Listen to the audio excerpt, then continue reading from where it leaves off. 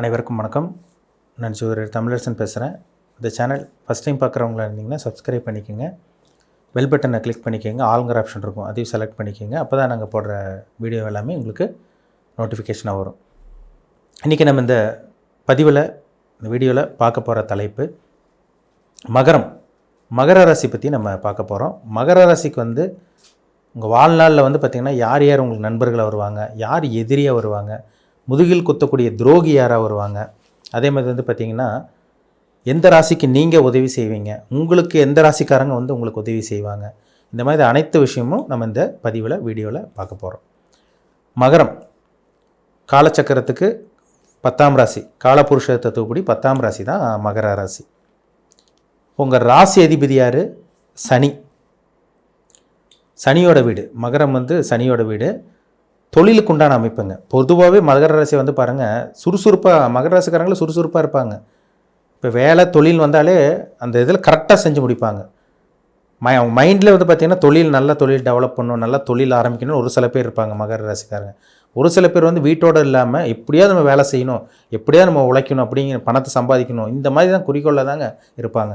அவ்வளோ சீக்கிரம் பார்த்திங்கன்னா வீட்டில் முடங்கி கிடக்க மாட்டாங்க மகர ராசி. ஏன்னா உழைக்கக்கூடிய ராசி மகரம். ஏன்னா சனியோட வீடு. இது ஆணாக இருந்தாலும் சரி, பெண்ணாக இருந்தாலும் சரி, மகர ராசிக்காரங்க பார்த்திங்கன்னா உழைப்பாளிகள், உழைக்கக்கூடியவர்கள், திறமசாலிங்க. இவங்ககிட்ட வேகமும் இருக்கும், விவேகமும் இருக்கும், புத்திசாலியாக இருப்பாங்க. தொழில் வேலை விஷயத்துலலாம் பாருங்கள் கரெக்டாக இருப்பாங்க, பண விஷயத்துலலாம் கரெக்டாக இருப்பாங்க. சுறுசுறுப்பானவர்கள், துடிப்பானவர்கள் மகர ராசினியர்கள். இப்போ பார்த்திங்கன்னா எந்த ஒரு விஷயமா இருந்தாலும் பொறுமையாக இருந்து காரியத்தை சாதிக்கக்கூடியவங்க தான் மகர ராசிக்காரங்க. இப்போ இந்த ராசி அதிபதி, உங்கள் ராசி அதிபதி யார்? சனியாக வருவார். உங்கள் ராசிக்கு ஒரு சில ராசி செட் ஆகும், எப்பவுமே உங்களுக்கு நண்பர்களாக இருப்பாங்க. ஒரு சில ராசி உங்களுக்கு எதிரியாக இருப்பாங்க, அவங்களுக்கு ஆகவே ஆகாது. இப்போ மகர ராசிக்காரங்களுக்கு எந்தெந்த ராசி செட் ஆகும்னு நான் சொல்கிறேன். மகர ராசி செட் ஆகும். நண்பர்கள் நிறைய மகர ராசிக்காரங்க நண்பர்களாக வச்சுருப்பீங்க. அதே மாதிரி கும்பராசிக்காரங்க உங்களுக்கு ஒரு நல்ல ஒரு ராசியாக தான் இருக்கும். நண்பர்கள் பாருங்கள், கும்பராசிக்காரங்களும் உங்களுக்கு நண்பர்களாக தான் இருப்பாங்க. ரிஷபராசிக்காரங்க உங்களுக்கு நண்பர்களாக இருப்பாங்க.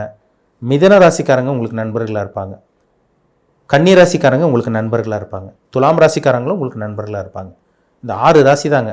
மகரம், கும்பம், ரிஷபம், மிதனம், கன்னி, துலாம். இந்த ராசிக்காரங்க தான் உங்களுக்கு ஒரு நல்ல ஒரு அட்டாச்மெண்ட்டாக இருப்பாங்க. நீங்கள் ஒன்று சொன்னால் அவங்க ஒன்று சொல்ல மாட்டாங்க. உங்கள் கருத்தை ஏற்றுக்குவாங்க, எது சொன்னாலும் ஏற்றுக்குவாங்க. ஒரு சில பேர்லாம் கருத்து வேறுபாடு, நீங்கள் அவங்க ஒன்று சொன்னால் அவங்க ஒன்று சொல்லுவாங்க, வேறு மாதிரி புரிஞ்சுக்குவாங்க. கருத்து வேறுபாடு, வேற்றுமை இருக்கும், செட் ஆகாது. ஆனால் நான் சொன்ன இந்த 6 ராசிக்காரங்களுக்கும் நல்ல ஒரு அந்யோன்யம் இருக்கும். ஒரு சில பேர்லாம் பாருங்கள், வாழ்க்கையில் இணைபிரியாத தம்பதிகள்லாம் பாருங்கள் இந்த ராசிக்குள்ளே தான் கல்யாணம் பண்ணியிருப்பாங்க. நண்பர்களே, உங்கள் சுற்றி இருக்க நண்பர்கள் இந்த 6 ராசிக்குள்ளே தான் இருப்பாங்க, நெருங்கிய நண்பர்கள். உங்களை சுற்றி இருக்கவங்க பாருங்கள், சின்ன வயசுலேருந்து பழகிற நண்பர், ஸ்கூல் படிச்சிருக்கலாம், இல்லை காலேஜ் படிச்சிருக்கலாம், இல்லை வேலை செய்கிற இடத்துல உங்களுக்கு நண்பர்கள் இருப்பாங்க. இந்த 6 ராசிக்குள்ளே தான் உங்களுக்கு நண்பர்கள் இருப்பாங்க, நிச்சயமாக இருக்கும். அது மாற்றவே முடியாது. ஏன்னா இவங்க தான் உங்களுக்கு செட் ஆவாங்க, இவங்க தான் உங்களுக்கு நல்ல ஒரு அண்டர்ஸ்டாண்டிங்கோடு இருப்பாங்க உங்களுக்கு. ஒரு சில ராசிக்கோட மகர ராசிக்காரங்க அளவாக பழகிற மாதிரி இருக்கும். அது எந்த ராசினா, மீன ராசிக்காரங்க சமமாக பழகுவாங்க மகர ராசிக்காரங்க. மீன ராசிக்காரங்க நீங்கள் அளவாக தான் பழகுவீங்க. மேச ராசிக்காரங்க கூட நீங்கள் அளவாக தான் பழகிற மாதிரி வரும். அதே மாதிரி உங்களுக்கு பார்த்திங்கன்னா விருச்சிக ராசிக்காரங்க கூட நீங்கள் அளவாக பழகிற மாதிரி தான் வரும். தனுசு ராசிக்காரங்க கூட சமமாக பழகுவீங்க. அதாவது மகர ராசி நேயர்கள் பார்த்திங்கன்னா மீனம், அதே மாதிரி பார்த்திங்கன்னா மீனம், விருச்சிகம், தனுசு, இந்த ராசிக்காரங்க கூட மேஷம், இந்த ராசிக்காரங்க கூட அளவாக பழகிற மாதிரி தான் இருக்கும். உங்களுக்கு ஆகவே ஆகாது, எனக்கு இவங்களை கண்டாலே பிடிக்கலைங்க சார், இவங்ககிட்ட அடிக்கடி எனக்கு பிரச்சனை வருது, இவங்கனால தான் எனக்கு தொல்லையே வருது, இவங்கனாலே எனக்கு பிரச்சனை வருது, இவங்கனாலேயே தான் எனக்கு வம்பு தும்பு வருது, இவங்கனாலே கோர்ட்டு கேஸ் பிரச்சனை, அசிங்கமான எல்லாம் வருதுன்னு சொல்கிறாங்க பார்த்தீங்களா. அது எந்த ராசின்னு பார்த்தீங்கன்னா, உங்களுக்கு கடகராசியும் உங்களுக்கு பிரச்சனை வரும் அதிகமாக. இது 100% 100% எது பிரச்சனைனா சிம்ம ராசிக்காரங்க தான். சிம்மத்துக்கும் மகரத்துக்கும் ஆகவே ஆகாது. ஏன்னா சூரியனோட பையன் தான் சனியோடைய தந்தை தான் சூரியன் சொல்லப்பட்டிருக்கு. அதனால் பார்த்திங்கன்னா சூரியனுக்கு சனி எப்பயுமே ஆகாது. ஏன்னா சூரியன் வெளிச்ச கிரகம், ஒளி கிரகம், நெருப்பு கிரகம். சனி இருள் கிரகம். அப்போ வெளிச்சத்துக்கும் இருட்டுக்கு எப்படி ஒத்து வரும்? அதனால தான் ஜாதகத்தில் சூரியனும் சனி சேர்ந்தால் அப்பாவுக்கும் பையனுக்கும் ஏதோ ஒரு காலகட்டத்தில் பிரச்சனை வரும்னு சொல்லப்பட்டிருக்கு.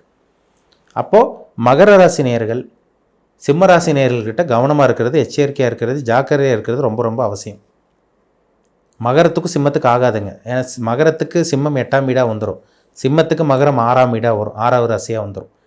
6, 8 வந்துட்டாலே, எதிரி ராசியாக வந்துட்டாலே பக்காவான அது ஷஷ்டாஷ்டக தோஷமாக வந்துடும். சுத்தமாக ஆகாது. அவங்களுக்கு இவங்களுக்கு ஆகாது. சிம்மத்துக்கு மகரத்துக்கு ஆகாது, மகரத்துக்கு சிம்மத்துக்கு ஆகவே ஆகாது. அப்போ எச்சரிக்கையாக இருக்கணும் இந்த ராசிக்கிட்ட. கடகத்துக்குமே அதே மாதிரி தான். ஒரு சில பேர்த்துக்குள்ள கடகத்துக்குமே ஆகாமல் போயிடுது. ஏன்னா கடகம் சந்திரனோட வீடு, அது ஒளி கிரகம். ஒரு சில பேர்த்துக்கு இருள் சந்திரனாக வரும். ஆனால் கடகத்துக்கும் மகரத்துக்குமே ஆகாமல் தான் இருக்கும். சரிங்களா? அதனால் கடகராசிக்காரங்கிட்ட எச்சரிக்கையாக இருக்கணும். சிம்மராசிக்காரங்கிட்ட மகர ராசிக்காரங்க ரொம்ப ரொம்ப ரொம்ப ஜாக்கிரதையாக இருக்கணும். உங்களுக்கு உதவி செய்யக்கூடிய ராசி. உங்களுக்கு ஒரு சில பேரில் ஓடி வந்து உதவி செய்வாங்க. நீங்கள் கேட்டாலே அவங்க வந்து ஹெல்ப் பண்ணுவாங்க, மறுக்க மாட்டாங்க, கண்டிப்பாக உங்களுக்கு சப்போர்ட் செய்வாங்க. அது எந்த ராசிக்காரங்கன்னு பார்த்தீங்கன்னா, மிதுன ராசிக்காரங்களும் உங்களுக்கு ஒரு சில பேர் சப்போர்ட் செஞ்சுருவாங்க. ஆனால் முக்கியமாக சொல்லப்போனால் கன்னி ராசிக்காரங்க தான் மெயினாக உங்களுக்கு உதவி செய்வாங்க.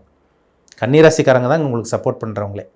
மிதுன ராசிக்காரங்க கூட உங்களுக்கு 6வது ராசியாக இருந்தால் கூட நட்பு ராசியாக இருக்கிறதுனால நண்பர்கள்லேருந்து ஏதோ தேவையாளவுக்கு உதவி செய்வாங்க. ஆனால் கன்னி ராசி தான் மெயினாக உங்களுக்கு உதவி செய்கிறவங்களா வருவாங்க. ஒன்றா நீங்கள் மகர லக்னம் அல்லது மகர ராசியாக இருக்கலாம், இல்லை கன்னி ராசி கன்னி லக்னத்தில் பிறந்தவங்க உங்களுக்கு சப்போர்ட் பண்ணுறவங்களா இருப்பாங்க. சரிங்களா? கண்டிப்பாக உங்களுக்கு இருக்கும். இப்போ நீங்கள் வழியே போய் கேட்குறவங்களுக்கு உதவி செய்கிற ராசி என்ன ராசின்னு பார்த்தீங்கன்னா, எல்லா ராசிக்கும் பண்ணுவாங்க. பொதுவாக மகர ராசிக்காரங்க பண்ணுவாங்க. முக்கியமாக நீங்கள் பண்ணுற ராசி எதுன்னா மீன ராசிக்காரங்கள் தான் நீங்கள் உதவி செய்கிற மாதிரி வரும். ஏன்னா ராசிக்கு 3ஆம் இடம், 3ஆம் இடங்கிற உதவி ஸ்தானம், 9ஆம் இடங்கிறது பாக்கியஸ்தானம்.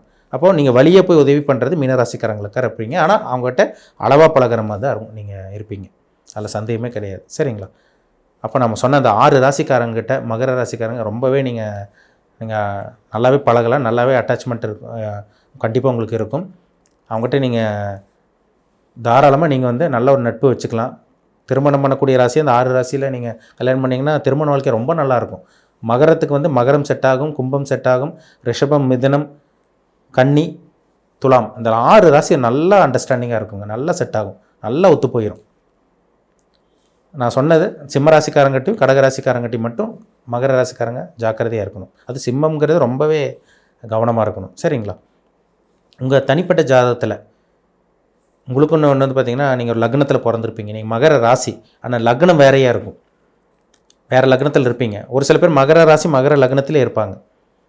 அப்போ உங்கள் லக்னத்துக்கு 6ஆம் இடமாக வரும். சரிங்களா? 6ஆம் இடமாக ஒரு வீடு வரும். அந்த வீட்டதிபதி வலுக்கக்கூடாது. எப்பவுமே லக்னாதிபதி விட 6ஆம் அதிபதி வலுக்கக்கூடாது.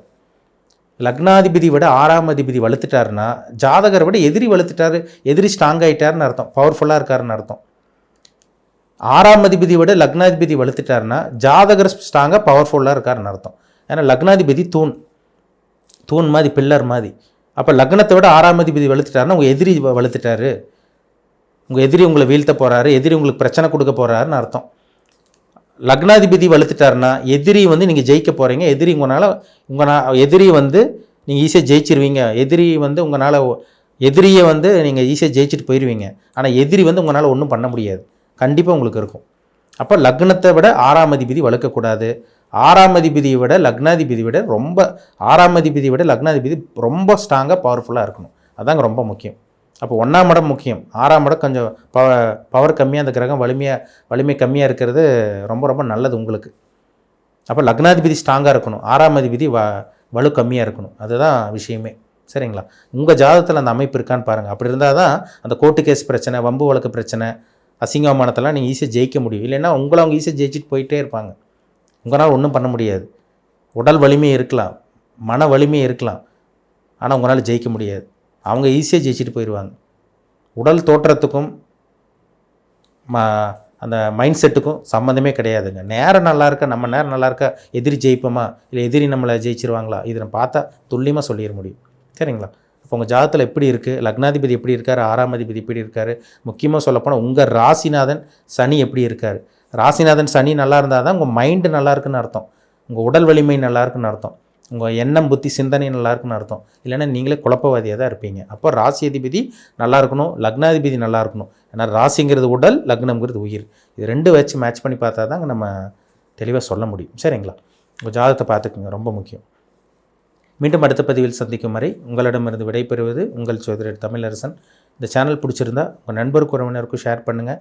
லைக் பண்ணுங்கள், சப்ஸ்கிரைப் பண்ணுங்கள், பெல் பட்டனை கிளிக் பண்ணிக்கோங்க, ஆளுங்கிற ஆப்ஷன் இருக்கும், அதையும் செலக்ட் பண்ணிக்கோங்க. அப்போ தான் நாங்கள் போடுற பதிவு எல்லாமே உங்களை வந்து சேரும். நன்றி, வணக்கம்.